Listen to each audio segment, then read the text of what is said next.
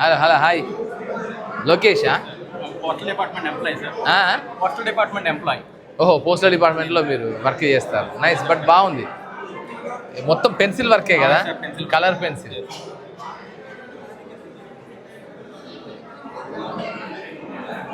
ఆ షాడో ఆ డెప్త్ అది కొంచెం బాగా తీసారు.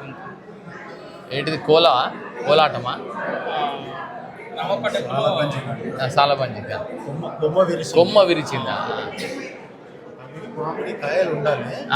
మామిడికాయలు కొమ్మ విరిస్తే చాలా బంచికాయలు. Okay okay. మామూలుగా చాలా బంచికాయలు లేవు.